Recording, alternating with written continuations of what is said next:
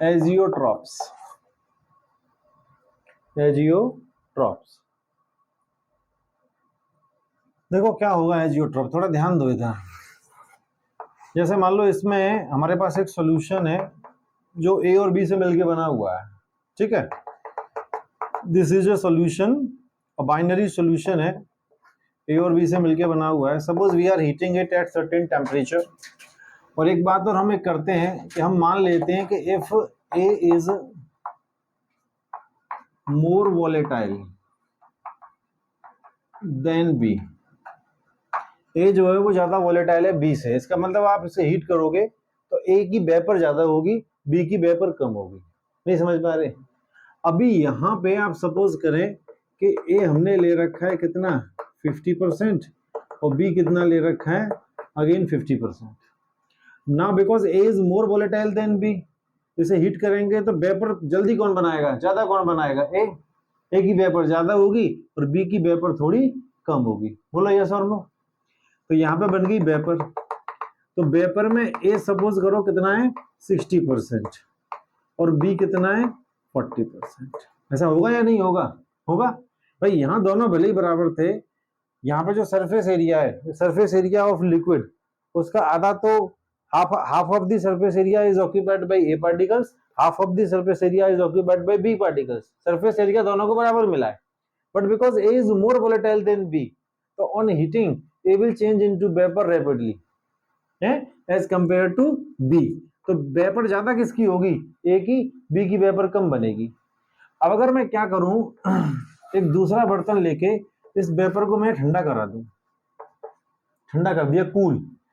तो यहाँ पे अब जो लिक्विड है उसमें ए कितना है आपका 60% और बी कितना है आपका यहाँ पे 40%। बोलो भाई, अपने वेपर को ही तो ले आए, तो जो वेपर में कंपोजिशन है वही आ रहेगा। और अब आपने फिर से इसको हीट कर दिया। अब दो बात है, पहली तो A is more volatile than B, तो ए की वेपर तो वैसे ही ज्यादा बननी है।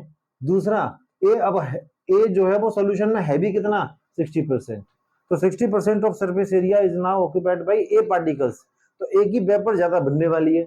और दूसरा A is more volatile than B, इसलिए भी ए की वेपर ज्यादा बनने वाली है, तो ए की वेपर इस बार बहुत ज्यादा बनेगी। तो आप सपोज करिए कि ए जो हो गया वो हो गया 80% और बी हो गया वेपर में कितना 20%। अब हमने क्या किया, फिर से एक बर्तन ले लिया और इस वेपर को फिर से ठंडा करवा दिया, कूल। अब यहाँ पे ए कितना है मान लीजिए 80% और बी कितना है 20%। फिर से हीट कर रहे हैं साहब इसको, तो ए फिर से ज्यादा होगा, ए मान लो हो गया आपका 90% और बी कितना हो गया 10%। तो व्हाट आई मीन टू से कि आप ऐसे करते जाओगे। अब इस वेपर को हमने क्या कर लिया, कूल। तो हाँ, ए कितना होगा 90% और बी है आपका 10%। तो कहना मैं ये चाह रहा हूं कि अगर आपके पास एक बाइनरी मिक्सचर है, आपके पास एक सोल्यूशन है दो लिक्विड्स का, जिसमें से एक ज्यादा वोलेटाइल है दूसरा कम वोलेटाइल है, तो आप उसको हीट करते जाओगे, वेपर को ठंडा करते जाओगे, फिर हीट करोगे, वेपर को ठंडा करोगे, फिर हीट करके वेपर को ठंडा करोगे, तो ए का अमाउंट बढ़ता जाएगा मिक्सचर के अंदर, सोल्यूशन के अंदर, और बी का अमाउंट कम होता चला जाएगा। लेकिन कभी ना कभी तो ये होना रुक जाएगा। ऐसा नहीं हो सकता कि ए बिल्कुल ही 100% हो जाए और बी बिल्कुल 0% हो जाए, ऐसा पॉसिबल नहीं है। कभी ना कभी तो ये रुक जाएगा। सपोज करो ये अभी रुक गया, ए 90% है, बी 10% है। अब हमने अगर इसको हीट करा तो सपोज करो वेपर में भी अब कितना आ रहा है ना, ए 90% और बी कितना आ रहा है 10%। सपोज कर लिया ये रुक चुका है, ए का बढ़ना रुक गया है, बी का घटना भी बंद हो गया है। अब अगर आप क्या करेंगे, इस वेपर को देखो, आपने जो कंपोजिशन लिक्विड में है वही वेपर में है।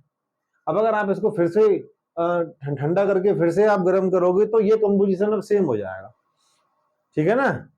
तो आप इसको ऐसे समझिए कि वो बाइनरी मिक्सचर, ये बाइनरी मिक्सचर है ना, बाइनरी क्यों है, because this mixture is made of two component है, तो ये बाइनरी मिक्सचर है। तो देखो वो binary mixture which has same composition in liquid as well as in vapor phase is called azeotrope।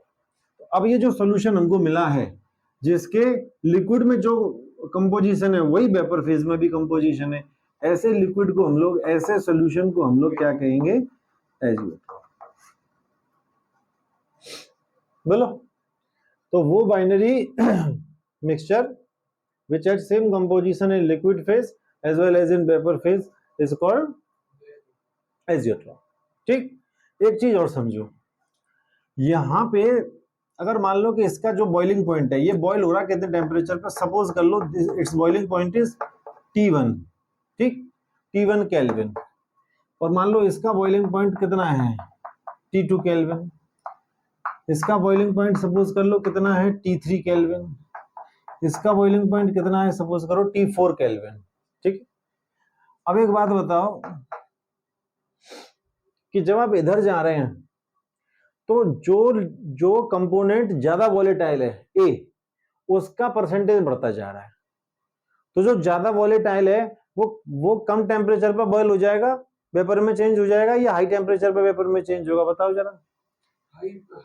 वो कम टेम्परेचर पर ही हो जाएगा। जैसे अगर मैं बात करूं हमारा जो if I talk about water, तो वाटर का बॉइलिंग पॉइंट 100 डिग्री सेल्सियस है, लेकिन अगर हम पेट्रोल ले लें तो पेट्रोल आपने देखा होगा कि पेट्रोल नॉर्मल टेम्परेचर पे भी वेपर में चेंज होता रहता है। तो इसका मतलब petrol is more volatile than water. तो अगर हम पेट्रोल को थोड़ा सा भी गर्म करेंगे ना, थोड़े टेम्परेचर पर ही, तो ही सारा का सारा वेपर में चेंज होना शुरू कर देगा। नहीं समझ में आ रही? तो जैसे जैसे वॉलेटिलिटी बढ़ेगी वैसे वैसे बॉइलिंग पॉइंट कम होगा।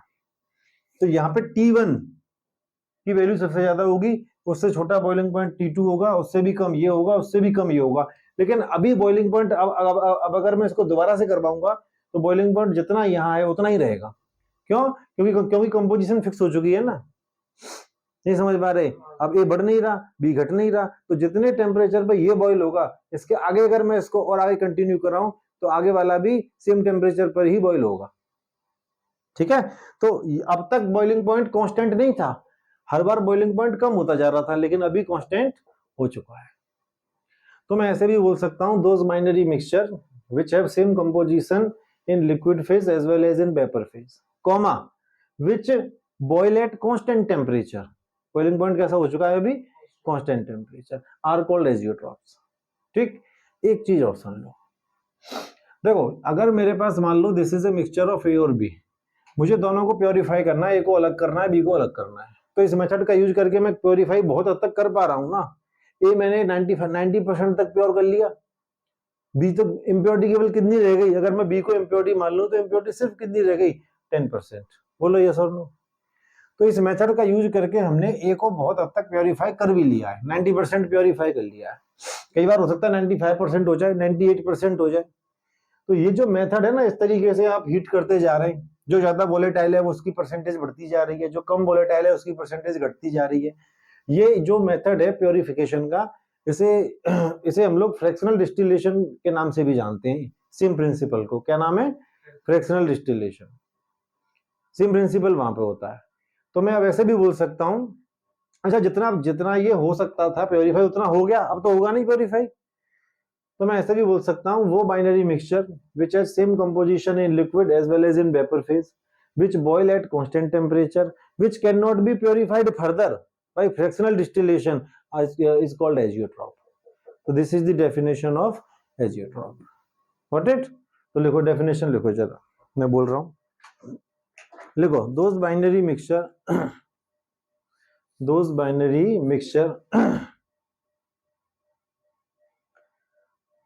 which have same composition, which have same composition in liquid as well as in vapor phase, as well as in vapor phase, comma boil at constant temperature, comma boil at constant temperature, boil at constant temperature, and cannot be purified further, and can't be purified further by fractional distillation, by fractional distillation is called azeotropes।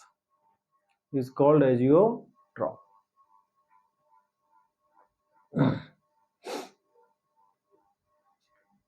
ठीक है जी। चल next line से लिखिए, next point, ideal solution can't form azeotrope. जल्दी देखो, सोच क्या रहे हो। Ideal solution can't form azeotrope, ideal solution कभी एजियोट्रॉप नहीं बनाएगा, ठीक है।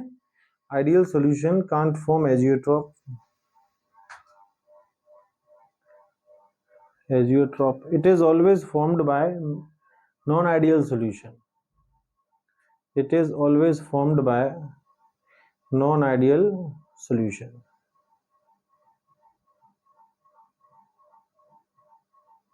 ठीक, एक और पॉइंट लिखिए, ये लिखो, azeotrope is also called, azeotrope is also called constant boiling point mixture, azeotrope is also called constant boiling point mixture. ठीक है, आगे लिखिए, टाइप्स ऑफ एजियोट्रॉप।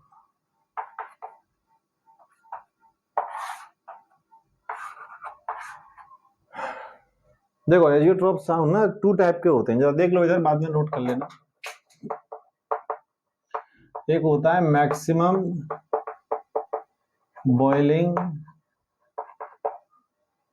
एजियोट्रॉप, और सेकंड इज मिनिमम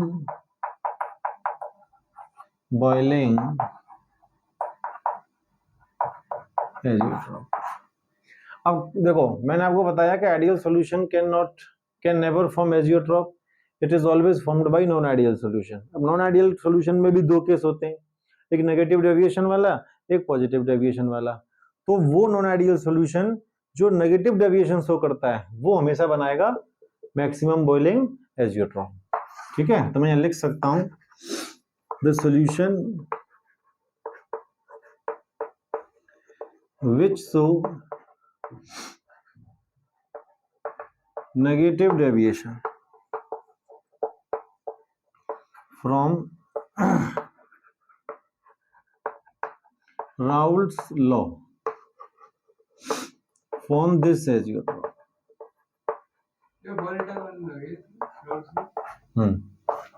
और यहाँ पे क्या आ जाएगा, the solution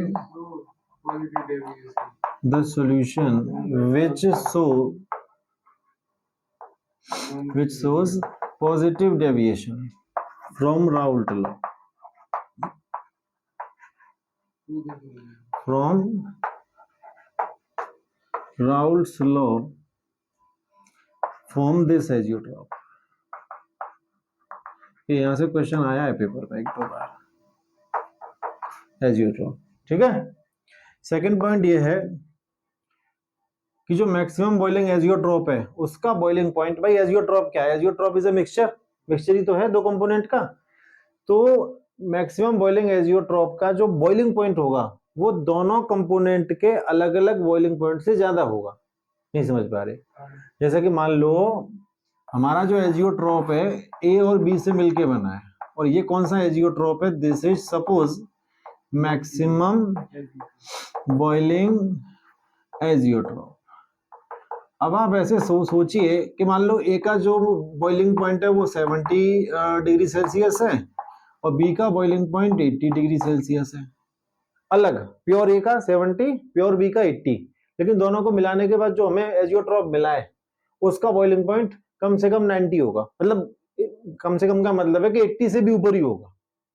तो प्योर ए का जितना है बॉइलिंग पॉइंट, प्योर बी का जितना है, एजियोट्रॉप बनने के बाद उन दोनों से ऊपर होगा मैक्सिमम बॉइलिंग एजियोट्रॉप का बॉइलिंग पॉइंट। नहीं समझ में आ रहे? और अगर ये मिनिमम बॉइलिंग एजियोट्रॉप होता तो इसका बॉइलिंग पॉइंट इन दोनों से कम ही होगा, 70 से भी कम होगा, चाहे 69 ही क्यों ना सही, बट इन दोनों से अलग अलग से कम होगा। नहीं समझ में आ रहे? तो यहां पे मैं बोल सकता हूं कि boiling point of this azeotrope is greater than either of the component। इसमें स्मॉलर हो जाएगा। हाँ, और यहाँ पे क्या हो जाएगा, boiling point of this azeotrope हाँ इज स्मॉलर देन या lesser than either of the component. समझ में आ रहे हैं, ईदर ऑफ द कंपोनेंट। ठीक, अगर मैं एक एग्जांपल लूं इसका मैक्सिमम बॉइलिंग एजियोट्रॉप का, तो आप ऐसे समझ लो कि अगर हम वाटर को ले लें और नाइट्रिक एसिड ले लें, the solution of nitric acid and water is an example of this class, is an example of this class। ठीक, और यहां पे भी एग्जांपल ले रहे हैं, तो द सॉल्यूशन ऑफ एल्कोहल है, इथेनॉल जो होता है हमारा, ethanol and water is an example of this class, is an example of this class। बात समझ में आ रहा है? ठीक है, तो अगर नाइट्रिक एसिड और वाटर को आप एक बर्तन में ले लो और आप उसको हीट करो, वेपर जो आए उसे ठंडा करो, उस वेपर को फिर से हीट करो, वही प्रोसेस आप रिपीट करते जाओ, तो लास्ट में जाके जब आपको एक फाइनल सोल्यूशन मिलेगा, जब ना किसी का परसेंटेज घट रहा होगा ना किसी का परसेंटेज बढ़ रहा होगा, तो वो जो आपको लास्ट में जाके मिल जाएगा एक सोल्यूशन, वो क्या होगा, वो होगा आपका मैक्सिमम बॉइलिंग एजियोट्रॉप। और जो लास्ट में जाके जब आपको मिलेगा तो उसमें 68% होगा नाइट्रिक एसिड और 32% क्या होगा, वाटर। ठीक, इसमें भी कहीं होगा, इसमें जो होगा वो 95% होगा इथेनॉल C2H5OH और 5% क्या होगा, वाटर। तो इसमें तो हर एक एजियोट्रॉप में अलग अलग होगा,